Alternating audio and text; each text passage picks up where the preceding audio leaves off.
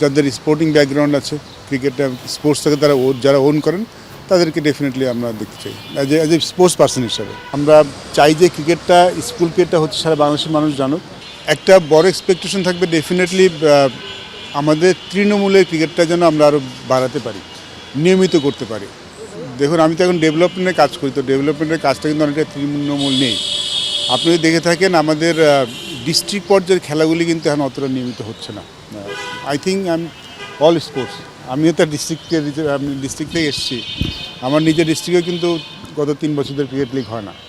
So এই লিগগুলি যদি নিয়মিত হয়, সেটা না হলে আসলে আমাদের ফিউচার প্লেয়ার উঠে আসার সংখ্যাটা কমে যাবে। আমরা এখন ম্যাক্সিমাম ক্রিকেটটাই কিন্তু, আমি ক্রিকেট নিয়ে কথা বলি, যেহেতু ক্রিকেটের লোক, অনেকটাই একাডেমি নির্ভর হয়ে গেছে, কিংবা কোচিং নির্ভর হয়ে গেছে, খেলাগুলি কম হয়। সো আমার মনে হয় যে একটা প্রত্যাশা এবং চাওয়া থাকবে আমাদের ডিস্ট্রিক্টের খেলাগুলি যেন আরও নিয়মিতভাবে হয়। মানে আগে তো আমরা যখন ছোটো ছিলাম, আমরা কিন্তু আমি আমার ডিস্ট্রিক্টে প্রচুর খেলা খেলেছি, সেই খেলাগুলি কিন্তু রিসেন্ট পাস্ট ইয়ারে অনেক কমে গেছে, নিয়মিতভাবে হয় না। অনেকগুলি ডিস্ট্রিক্টেই নিয়মিত ক্রিকেট লিগ হচ্ছে না। এই ডিস্ট্রিক্ট পর্যায়ের খেলাগুলি যেন আরও বাড়াতে পারে, নিয়মিতভাবে যেন হয়, এই প্রত্যাশাটা থাকবে। স্পোর্টিং ব্যাকগ্রাউন্ড আছে ডেফিনেটলি, যারা যাদের স্পোর্টিং ব্যাকগ্রাউন্ড আছে, ক্রিকেটটা স্পোর্টসটাকে যারা ওন করেন তাদেরকে ডেফিনেটলি আমরা দেখতে চাই অ্যাজ এ স্পোর্টস পার্সন হিসাবে।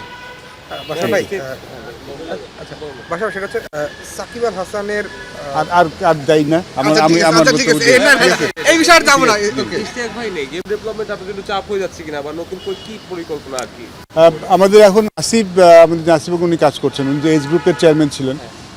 ইশতিয়াক চলে যাওয়ার পরে ডেভেলপমেন্টে ওনাকে নিয়ে আমরা কাজ করছি। আমাদের ডিপার্টমেন্টের কাজ তো চলছে, আমাদের এজ গ্রুপের খেলাগুলি চলছে। আমরা আন্ডার-18 ন্যাশনাল চলছে, আন্ডার-16 চলছে, ডিভিশন লেভেল শেষ করে আমরা ন্যাশনালে ঢুকেছি, আন্ডার-14 চলছে, সামনে আমাদের ওয়াইসিএল আছে।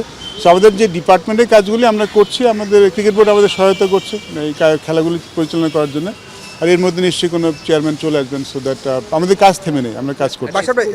ডিপার্টমেন্টের একটা আলোচনা ছিল যে জি, স্কুলের নিয়ে আমরা আলোচনা করছি। আমাদের স্কুলের আমরা বেশ কয়েকটা মিটিং করেছি প্রাইম ব্যাংকের সাথে, যারা আমাদের ক্রিকেট স্কুলকে স্পন্সর। আমরা একটা ইভেন্ট ম্যানেজমেন্টের সাথে কথা বলছি, আমাদের আর একটা মিটিং বাকি আছে। আমরা আশা করছি যে নেক্সট মান্থেই আমরা ডিস্ট্রিক্ট লেভেলে খেলাটা শুরু করব। আমরা এবার স্কুল ক্রিকেটের বড় করে করতে চাই। বড় করে করতে আমরা চাই সারা দেশে স্কুল ক্রিকেট নিয়ে হাইপ তৈরি করতে, এবং প্রমোশনও করতে চাই স্কুল ক্রিকেটটা নিয়ে। এবং এবার স্কুল ক্রিকেটটা একটু অন্যরকমভাবে আপনারা দেখতে পারবেন। আমরা চাই যে ক্রিকেটটা, স্কুল ক্রিকেটটা হচ্ছে সারা বাংলাদেশের মানুষ জানুক, এবং এবার স্কুল ক্রিকেট যখন চলবে, আপনি বেশ কিছু বড় মুখে দেখতে পারবেন যারা স্কুল ক্রিকেটে এসে স্কুল ক্রিকেটকে প্রমোট করবে। মার্চে আমাদের তো স্কুলকে যেটা আমরা প্রথমে শুরু করি হলো ডিস্ট্রিক্ট রাউন্ড, তারপর আমাদের ন্যাশনাল রাউন্ড আসে, ডিস্ট্রিক্টের যারা চ্যাম্পিয়ন হয়।